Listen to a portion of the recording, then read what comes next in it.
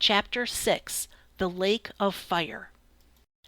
Everything that a man does secretly in the darkness of night will be clearly revealed in the daylight. Words uttered in privacy will become unexpectedly common conversation. Deeds which we hide today in the corners of our lodgings will be shouted on every street tomorrow. Thus the ghosts of darkness revealed the purpose of Bishop Bulos Galeb's meeting with Pharisaphondi Karami, and his conversation was repeated all over the neighborhood until it reached my ears. The discussion that took place between Bishop Galeb and Pharisaphondi that night was not over the problems of the poor or the widows and orphans. The main purpose for sending after Pharisaphondi and bringing him to the bishop's private carriage was the betrothal of Selma to the bishop's nephew, Mansour Bey Galeb. Selma was the only child of the wealthy Pharisaphondi, and the bishop's choice fell on Selma, not on account of her beauty and noble spirit, but on account of her father's money, which would guarantee Mansour Bey a good and prosperous fortune and make him an important man. The heads of religion in the East are not satisfied with their own munificence, but they must strive to make all members of their families superior and oppressors. The glory of a prince goes to his eldest son by inheritance, but the exaltation of a religious head is contagious among his brothers and nephews. Thus the Christian bishop and the Muslim imam and the Brahmin priest became like sea reptiles who clutch their prey with many tentacles and suck their blood with numerous mouths. Then the bishop demanded Selma's hand for his nephew. The only answer that he received from her father was a deep silence and falling tears, for he hated to lose his only child. Any man's soul trembles when he is separated from his only daughter, whom he has reared to young womanhood. The sorrow of parents at the marriage of a daughter is equal to their happiness at the marriage of a son, because a son brings to the family a new member, while a daughter upon her marriage is lost to them. Pharisaphondi perforce granted the bishop's request, obeying his will unwillingly, because Pharisaphondi knew the bishop's nephew very well, knew that he was dangerous, full of hate, wickedness, and corruption. In Lebanon, no Christian could oppose his bishop and remain in good standing. No man could disobey his religious head and keep his reputation. The eye could not resist a spear without being pierced, and the hand could not grasp a sword without being cut off. Suppose that Pharisaphondi had resisted the bishop and refused his wish.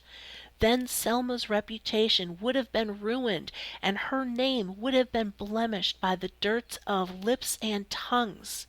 In the opinion of the fox, high bunches of grapes that can't be reached are sour. Thus destiny seized Selma and led her like a humiliated slave in the procession of miserable Oriental women, and thus fell that noble spirit into the trap after having flown freely on the white wings of love in a sky full of moonlight scented with the odor of flowers. In some countries the parents' wealth is a source of misery for the children. The wide, strong box which the father and mother together have used for the safety of their wealth becomes a narrow, dark prison for the souls of their heirs. The almighty dinar which the people worship becomes a demon which punishes the spirits and deadens the heart. Selma Karami was one of those who were the victims of their parents' wealth and bridegroom's cupidity. Had it not been for her father's wealth, Selma would still be living happily. A week had passed. The love of Selma was my sole entertainer, singing songs of happiness for me at night and waking me at dawn to reveal the meaning of life and the secrets of nature. It is a heavenly love that is free from jealousy, rich and never harmful to the spirit.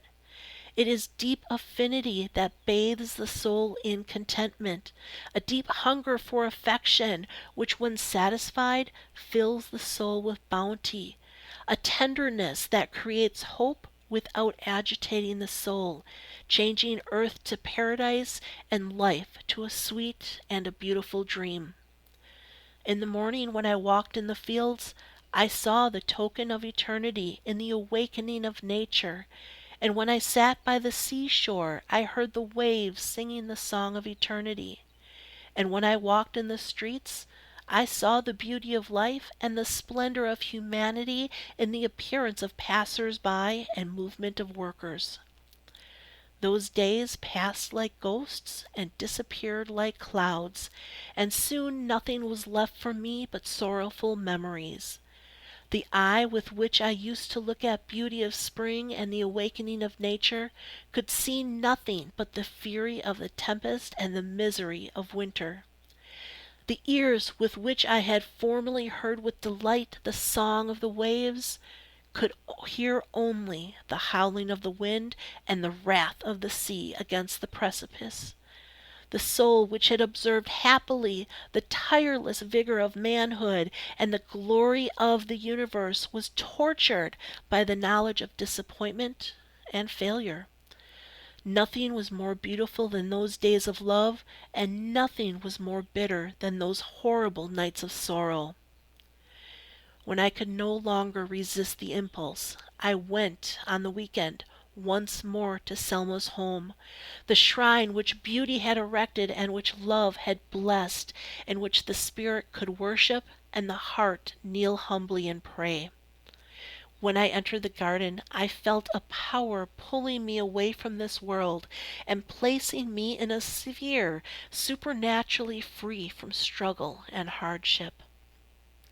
Like a mystic who receives a revelation of heaven, I saw myself amid the trees and flowers, and as I approached the entrance of the house, I beheld Selma sitting on the bench in the shadow of a jasmine tree where we had both sat the week before, on that night which Providence had chosen for the beginning of my happiness and sorrow. She neither moved nor spoke as I approached her. She seemed to have known intuitively that I was coming, and when I sat by her she gazed at me for a moment, sighed deeply, and then turned her head and looked at the sky. And after a moment full of magic silence, she turned back toward me, tremblingly took my hand, and said in a faint voice, "Look at me, my friend. Study my face, and I read in it that which you want to know and which I cannot recite. Look at me, my beloved. Look at me, my brother." I gazed at her intently and saw that those eyes, which a few days ago were smiling like lips and moving like the wings of nightingales, were already sunken and glazed with sorrow and pain. Her face, that had resembled the unfolding sun-kissed leaves of a lily, had faded and become colorless. Her sweet lips were like two withering roses that autumn had left on their stems. Her neck, that had been a column of ivory, was bent forward as if it no longer could support the burden of grief in her head. All these changes I saw in Selma's face, but to me they were like a passing cloud that covered the face of the moon and makes it more beautiful. A look which reveals inward stress adds more beauty to the face, no matter how much tragedy and pain it bespeaks. But the face which in silence does not announce hidden mysteries is not beautiful, regardless of the symmetry of its features. The cup does not entice our lips unless the wine's color is seen through the transparent crystal. Selma on that evening was like a cup of heavenly wine concocted of the bitterness and sweetness of life.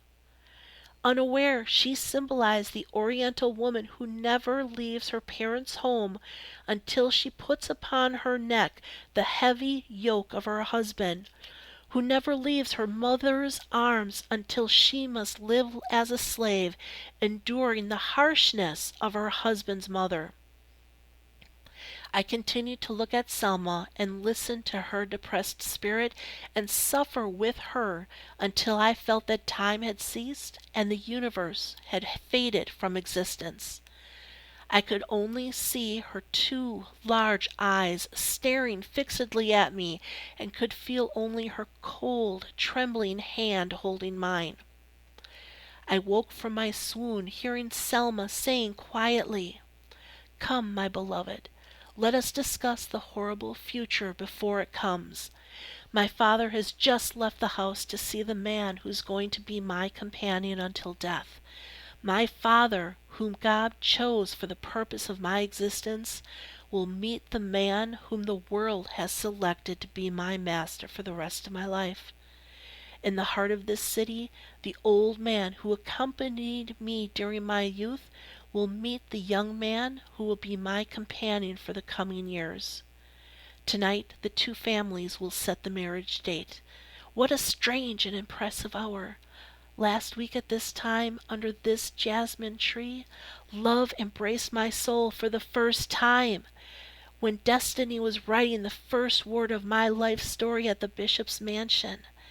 Now, while my father and my suitor are planning the day of marriage, I see your spirit quivering around me as a thirsty bird flickers above a spring of water guarded by a hungry serpent. Oh, how great this night is, and how deep is its mystery!" Learning these words, I felt that dark ghost of complete despondency was seizing our love to choke it in its infancy, and I answered her. That bird will remain flickering over that string until thirst destroys him or falls into the grasp of a serpent and becomes its prey. She responded, "No, my beloved. This nightingale should remain alive and sing until dark comes, until spring passes, until the end of the world, and keep on singing eternally. His voice should not be silent, because he brings life to my heart. His wings should not be broken, because their motion removes the cloud from my heart." When I whispered, "Selma, my beloved, thirst will exhaust him, and fear will kill him," she replied immediately with trembling lips, "The thirst of soul is sweeter than the wine of material things, and the fear of spirit is dearer than the security of the body. But listen, my beloved, listen carefully. I am standing today at the door of a new life which I know nothing about. I am like a blind man who feels his way so that he will not fall. My father's wealth has placed me in the slave market, and this man has bought me. I neither know nor love him, but I shall learn to love him, and I shall obey him, serve him, and make him happy. I shall give him all that a weak woman can give a strong man. But you, my beloved, are still in the prime of life. You can walk freely upon life's spacious path carpeted with flowers.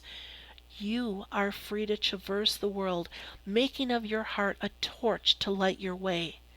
You can think, talk, and act freely. You can write your name on the face of life because you are a man. You can live as a master because your father's wealth will not place you in the slave market to be bought and sold. You can marry the woman of your choice, and before she lives in your home, you can let her reside in your heart and can exchange confidences without hindrances." Silence prevailed for a moment, and Selma continued, "But is it now that life will tear us apart so that you may attain the glory of a man and I the duty of a woman? Is it for this that the valley swallows the song of the nightingale in its depths, and the wind scatters the petals of the rose, and the feet tread upon the wind cup? Were all those nights we spent in the moonlight by the jasmine tree, were our souls united in vain? Did we fly swiftly toward the stars until our wings tired, and are we descending now into the abyss? Or was love asleep when he came to us? And did he, when he woke, become angry and decide to punish us? Or did our spirits turn the night's breeze into a wind that tore us to pieces and blew us like dust to the depth of the valley? We disobeyed no commandment, nor did we taste of forbidden fruit. So what is making us leave this paradise? We never conspired or practiced mutiny, then why are we descending to hell? No, no, the moments which united us are greater than centuries, and the light that illuminated our spirits is stronger than the dark. And if the tempest separates us on this rough ocean, the waves will unite us on the calm shore. And if this life kills us, death will unite us. A woman's heart will change with time or season. Even if it dies eternally, it will never perish. A woman's heart is like a field turned into a battleground. After the trees are uprooted, and the grass is burned, and the rocks are reddened with blood, and the earth is planted with bones and skulls, it is calm and silent, as if nothing has happened, for the spring and autumn come at their intervals and resume their work. And now, my beloved, what shall we do? How shall we part, and when shall we meet? Shall we consider love a strange visitor who came in the evening and left us in the morning? Or shall we suppose this affection a dream that came in our sleep and departed when we awoke? Shall we consider this week an hour of intoxication to be replaced by soberness? Raise your head and let me look at you, my beloved. Open your lips and let me hear your voice. Speak to me.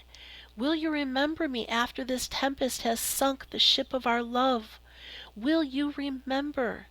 Will you hear the whispering of my wings in the silence of the night? Will you hear my spirit fluttering over you? Will you listen to my sighs? Will you see my shadow approach with the shadows of dusk and disappear with the flush of dawn? Tell me, my beloved, what will you be after having been magic ray to my eyes, sweet song to my ears, and wings to my soul? What will you be? Learning these words, my heart melted, and I answered her, I will be as you want me to be, my beloved. Then she said, I want you to love me as a poet loves his sorrowful thoughts. I want you to remember me as a traveler remembers a calm pool in which his image was reflected as he drank its water. I want you to remember me as a mother remember her child that died before it saw the light, and I want you to remember me as a merciful king remembers a prisoner who died before his pardon reached him. I want you to be my companion, and I want you to visit my father and console him in his solitude, because I shall be leaving him soon and shall be a stranger to him. I answered her, saying, I will do all you have said, and will make my soul an envelope for your soul, and my heart a residence for your beauty, and my breast a grave for your sorrows. I shall love you, Selma, as the prairies love the spring, and I shall live in you in the life of a flower under the sun's rays. I shall sing your name as the valley sings the echoes of the bells of the village churches. I shall listen to the language of your soul as the shore listens to the story of the waves. I shall remember you as a stranger remembers his beloved country, as a hungry man remembers a banquet, as a dethroned king remembers the days of his glory, and as a prisoner remembers the hours of ease and freedom. I shall remember you as a sower remembers the bundles of wheat on his threshing floor, and as a shepherd remembers the green prairies, the sweet brooks. Selma listened to my words with a palpitating heart and said, "Tomorrow the truth will become ghostly, and the awakening will be like a dream. Will a lover be satisfied embracing a ghost, or will a thirsty man quench his thirst from the spring or a dream?" I answered her, "Tomorrow, destiny will put you in the midst of a peaceful family, but it will send me into the world of struggle and warfare. You will be in the home of a person whom chance has made most fortunate through your beauty and virtue, while I shall be living a life of suffering and fear. You will enter the gate of life, while I shall enter the gate of death. You will be received hospitably, while I shall exist in solitude, but I shall erect a statue of love and worship it in the valley of death. Love will be my sole comforter, and I shall drink love like wine and wear it like a garment. At dawn, love will wake me from slumber and take me to the distant field, and at noon will lead me to the shadows of trees, where I will find shelter with the birds from the heat of the sun. In the evening, it will cause me to pause before sunset to hear nature's farewell song to the light of day, and will show me ghostly clouds sailing in the sky. At night love will embrace me, and I shall sleep, dreaming of the heavenly world where the spirits of lovers and poets abide. In the spring I shall walk side by side with love among violets and jasmines, and drink the remaining drops of water in the lily cups. In summer we shall make the bundles of hay our pillows, and the grass our bed, and the blue sky will cover us as we gaze at the stars and the moon. In autumn, love and I will go to the vineyard and sit by the winepress and watch the grapevines being denuded of their golden ornaments, and the migrating flocks of birds will wing over us. In winter we shall sit by the fireside reciting stories of long ago and chronicles of far countries. During my youth love will be my teacher, in middle age my help, and in old age my delight.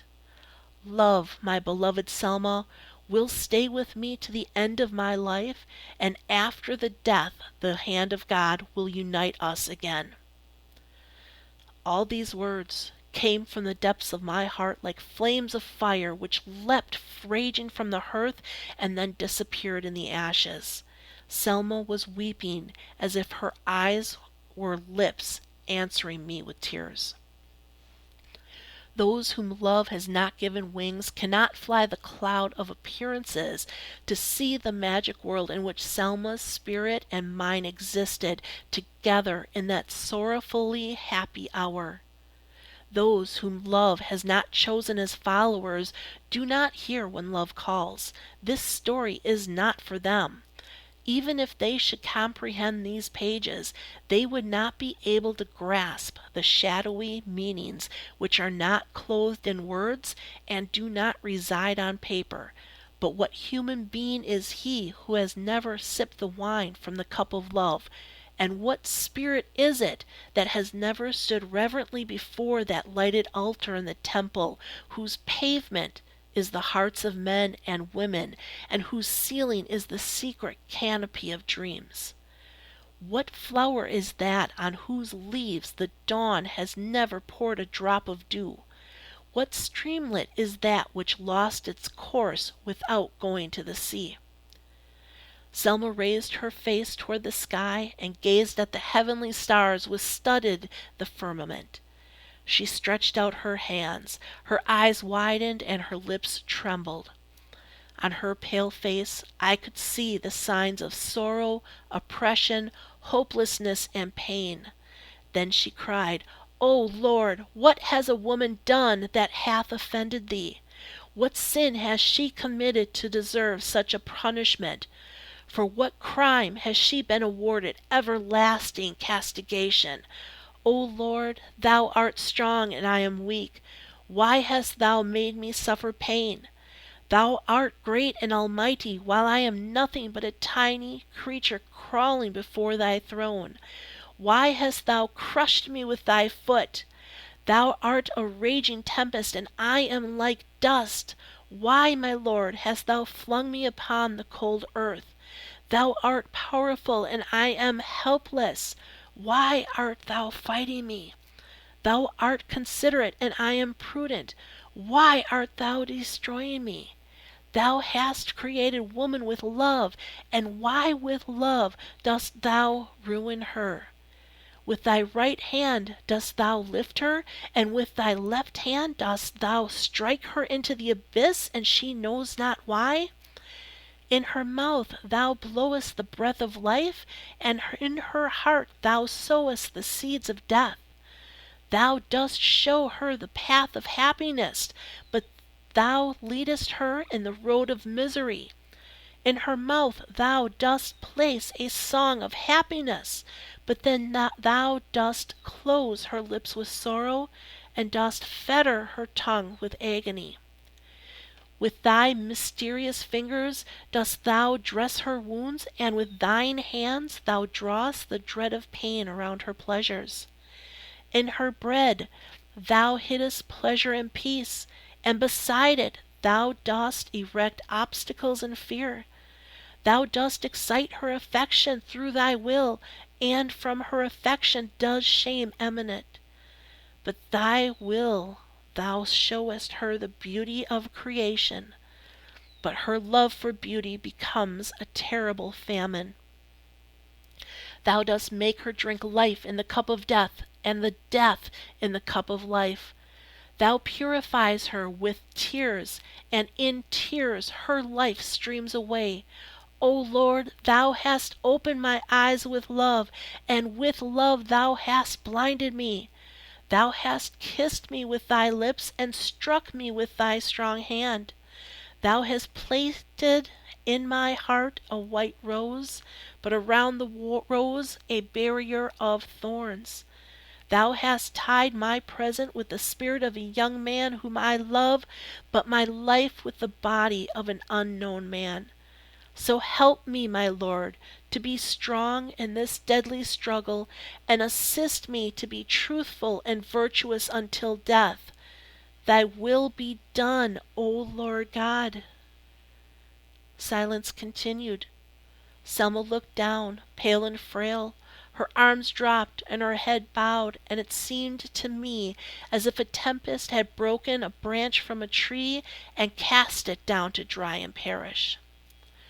I took her cold hand and kissed it, but when I attempted to console her, it was I who needed consolation more than she did.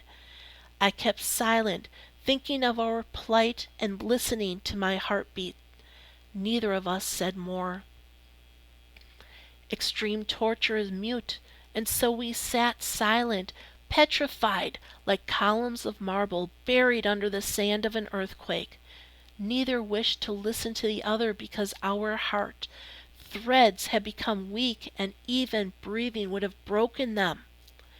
It was midnight, and we could see the crescent moon rising from behind Mount Sunan, and it looked in the midst of the stars like the face of a corpse in a coffin surrounded by the dim lights of candles. And Lebanon looked like an old man whose back was bent with age and whose eyes were a haven for insomnia, watching the dark and waiting for dawn, like asking, sitting on the ashes of his throne in the debris of his palace. The mountains, trees, and rivers change their appearance with the vicissitudes of time and seasons, as man changes with his experiences and emotions. The lofty poplar that resembles a bride in the daytime will look like a column of smoke in the evening. The huge rock that stands impregnable at noon will appear to be a miserable pauper at night, with earth for his bed and the sky for his cover. And the rivulet that we see glittering in the morning, and hear singing the hymn of eternity, will in the evening turn to a stream of tears, wailing like a mother bereft of her child. And Lebanon, that had looked dignified a week before, when the moon was full and our spirits were happy, looked sorrowful and lonesome that night. We stood up and bade each other farewell, but love and despair stood between us like two ghosts, one stretching his wings with his fingers over our throats, one weeping and the other laughing hideously. As I took Selma's hand and put it to my lips, she came close to me and placed a kiss on my forehead, then dropped on the wooden bench. She shut her eyes and whispered softly, "O Lord God, have mercy on me and mend my broken wings." As I left Selma in the garden, I felt as if my senses were covered with a thick veil, like a lake whose surface is concealed by fog. The beauty of trees, the moonlight, the deep silence, everything about me looked ugly and horrible. The true light that had showed me the beauty and wonder of the universe was converted to a great flame of fire that seared my heart, and the eternal music I used to hear became a clamor more frightening than the roar of a lion.